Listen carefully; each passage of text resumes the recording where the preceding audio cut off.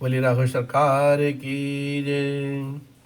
श्रीमद् वाल्मीकि रामायणे बालकांडे चतुःसप्ततितमः सर्गः 74वां सर्ग बालकांड के अंतर्गत आज का यह पावन प्रसंग विश्वामित्र जी का अपने आश्रम को प्रस्थान, राजा जनक का कन्याओं को भारी दहेज देकर के राजा दशरथ आदि को विदा करना, मार्ग में शुभाशुभ शकुन और परशुराम जी का आगमन। अथरात्र्यां व्यतीतायां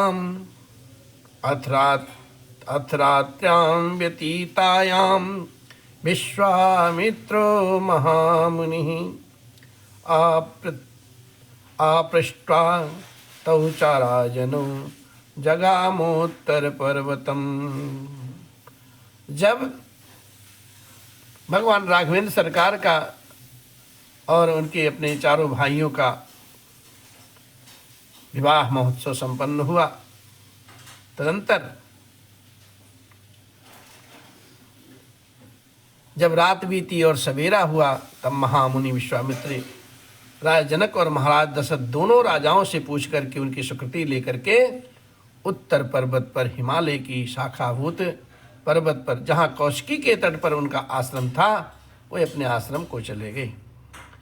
विश्वामित्रे गते राजा वैदेहं मिथिलाधिपम् आप्रदिष्टयु जगामासु राजा दशरथ पुरी। विश्वामित्र जी महाराज जी के चले जाने पर महाराज दशरथ भी विदेहराज मिथिला नरेश से अनुमति लेकर के ही शीघ्र अपनी पूरी अयोध्या जाने को तैयार हो गए। अथ राजा विदेहानां तदौ कन्या धनं बहु गवां शतसहस्राणि बहूनि मिथिलेश्वरः कंबलानां च मुख्यानां क्षौमान् कोट्यंबाराणि च हस्त्यस्व रथे पदातं दिव्य रूपम स्व अलंकृतम। उस समय विदेहराज श्री जनक जी महाराज अपनी कन्याओं के निमित्त दहेज में बहुत अधिक धन दिया। उन मिथिला नरेश ने कई लाख गौएं, कितनी ही अच्छी अच्छी कालीने तथा करोड़ों की संख्या में रेशमी और सूती वस्त्र दिए। भांति भांति के गहनों से सजे हुए बहुत से दिव्य हाथी, घोड़े, रथ और पैदल सैनिक भी भेंट किए। ददौ कन्यास्तं तासां दासी दास अनुत्तमं हृणस्य सुवर्णस्य मुक्तानां विद्रमस्य च। और अपनी पुत्रियों के लिए सहेलियों के रूप में उन्होंने 100 कन्याएं तथा उत्तम दास दासियां अर्पित की। इन सब के अतिरिक्त राजा ने उन सब के लिए 1 करोड़ स्वर्ण मुद्रा, रजत मुद्रा, मोती और मूंगे भी दिए। ददौ राजा सुसंहृष्ट कन्याधनमनुत्तमं दत्त्वा बहुविधं राजा समनुज्ञाप्य पार्थिवीं परिवेश स्वनिलयं मिथिलां मिथिलेश्वरः राजाप्ययोध्यापतिः सा पुत्रैर्महात्मभिः ऋषीवान् सर्वान् पुरस्कृत्य जगाम शबलानुगः। इस प्रकार से मिथिलापति श्री राजा जनक जी ने बड़े हर्ष के साथ उत्तमोत्तम कन्याधन दहेज दिया।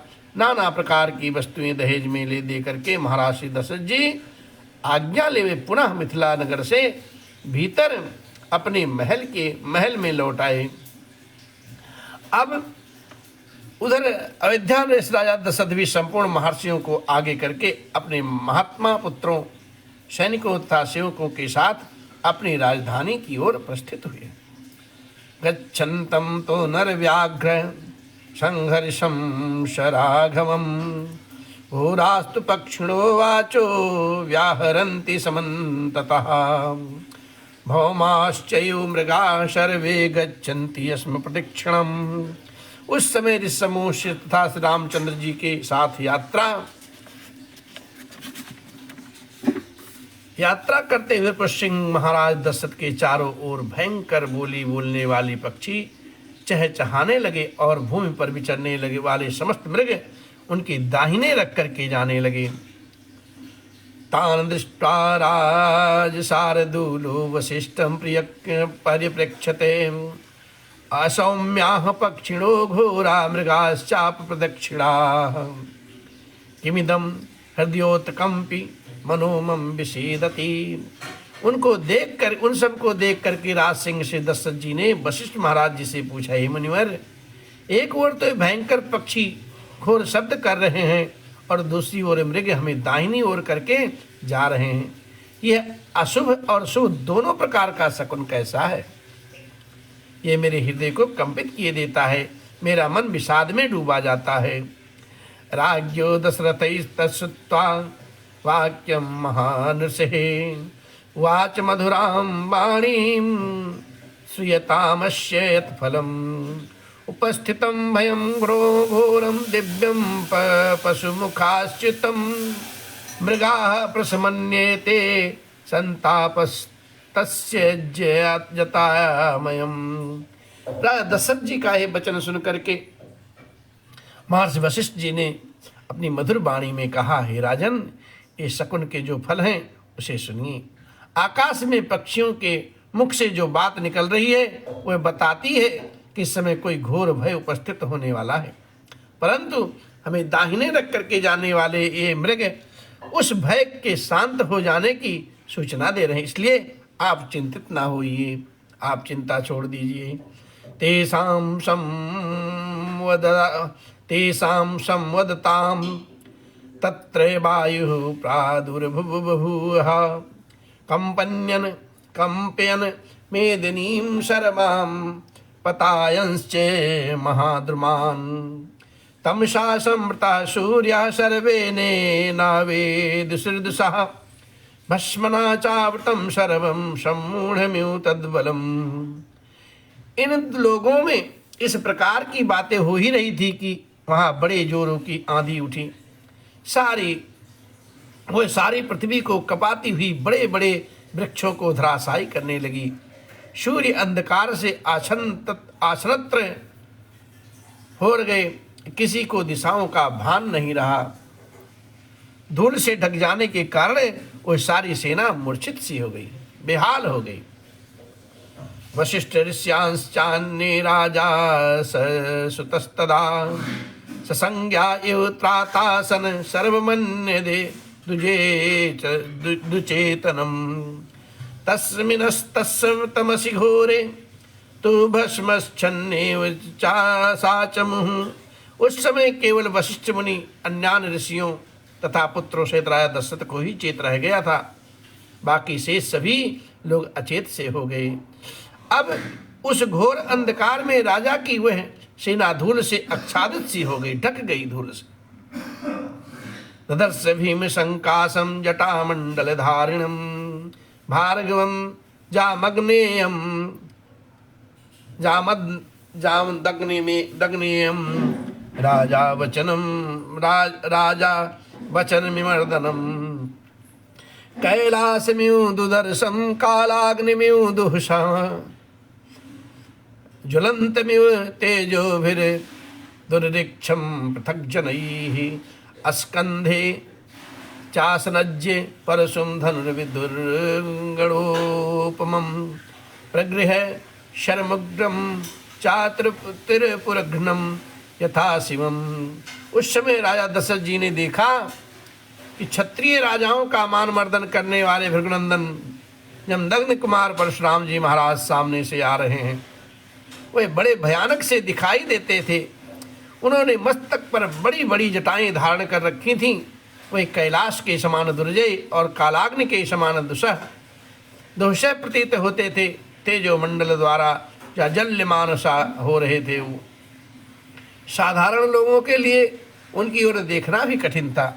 वे कंधे पर फरसा लिए और हाथ में विद्युत कणों के समान दीप्तमान धनुष्यों भयंकर बाण लिए त्रिपुर विनाशक भगवान शिव के समान जान पड़ते थे। ताम दृष्ट्वा भीम संकासम ज्वलंतमिव पावकम वशिष्ठ प्रमुखा विप्रा जप होम परायणा संगता मुनयः सर्वे संजलज्ज पुरथो मिथः प्रज्वलित अग्नि के समान भयानक से प्रतीत होने वाले परशुराम जी को उपस्थित देख करके जप और होम में तत्पर रहने वाले वशिष्ठ आदि सभी महर्षि एकत्र हो परस्पर इस प्रकार की बातें करने लगे। क्या? कच्चित पितृवधा मर्षि छत्रम नोत्सादयस्यति पूर्वं छत्रवधं कृत्वा गतमन्युर्गतज्वरः छत्रस्योत्सादनं भूयो न खल्वस्य चिकीर्षितम्। क्या अपने पिता के वध से अमर से वशीभूत हो ये क्षत्रियों का संहार नहीं कर डालेंगे? पूर्व काल में क्षत्रियों का वध करके इन्होंने अपना क्रोध उतार लिया है, अब इनकी बदला लेने की चिंता दूर हो चुकी है, अतः फिर क्षत्रियों का संहार करना इनके लिए अभिष्ट नहीं है, ये निश्चय पूर्वक कहा जा सकता है। ऐसा विचार वशिष्ठ जी महाराज अन्य ऋषियों के साथ करने लगे, अन्य मुनियों के साथ विचार करने लगे। यो मुक्तार्घ्य मादाय भार्गवं भीम दर्शनम ऋषियो राम रामेति मधुरम वाक्यम ब्रुवन्। ऐसा कहा करके ऋषियों ने भयंकर दिखाई देने वाले भृगुनंदन परशुराम जी को अर्घ लेकर के दिया है और राम राम कह करके उनसे मधुर वाणी में बातचीत की। प्रतिगृहतु ताम पूजाम ऋषिदत्ताम प्रतापवान रामम दशरथिम रामो जामग्नयो अभ्यभासते। ऋषियों की दी हुई उस पूजा को स्वीकार करके प्रतापी जमदग्नि पुत्र परशुराम जी ने दशरथ नंदन से राम से इस प्रकार से कहा। क्या कहा? अब ये कथा कल कही जाएगी महाराज। इस प्रकार से श्री वाल्मीकि निर्मित आर्ष रामायण आदि महाकाव्य के बालकांड में 74वां सर्ग संपन्न हुआ। श्री राम जय जय राम, जय सिया राम जय जय सिया राम, जय सिया राम जय जय सिया राम, जय सिया राम जय जय सिया राम। कथा विसर्जन।